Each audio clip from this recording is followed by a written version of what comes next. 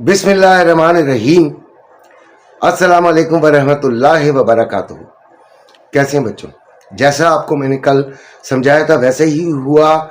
Gold को gold समझें।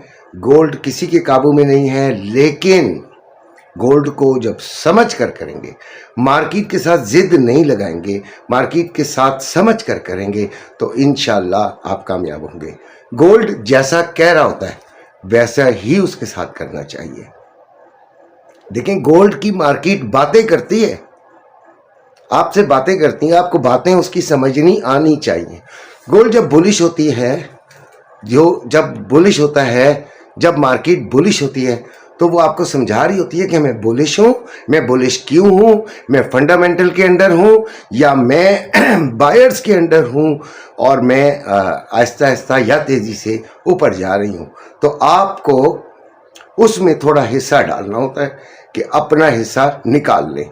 ठीक है। गोल्ड में जिन्होंने भी 25% से ख़रीदारी की हुई थी, यानी सरप्लस 50% तो हमने फिक्स किया हुआ है भाई। ठीक है। अच्छा, ये 50% वो 50% है जो कि आपकी अपनी एसेट से ज़्यादा है। यानी जो सुनहरे या सराफे के लोग जो हैं, जो गोल्ड का बिजनेस करते हैं, उनके पास एक गोल्ड की मिकदार होती है अपने बिजनेस के लिए, वो अलग चीज़ है। उसके अलावा जो आपके पास सरमाया था उसमें से आपने 50% कैश जो है वो सोने में कन्वर्ट किया हुआ है, वो अब आपने रखना है। वो तो कांस्टेंट हो गया।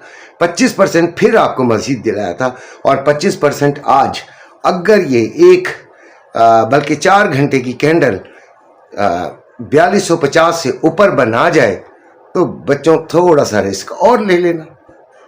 ठीक है, थोड़ा सा रिस्क 25% का और ले लेना, तो फिर आप 100% में आ जाएंगे। रिस्क लेना होता है, कारोबार है, उसके दो रुख होते हैं, फ़ायदा या नुकसान।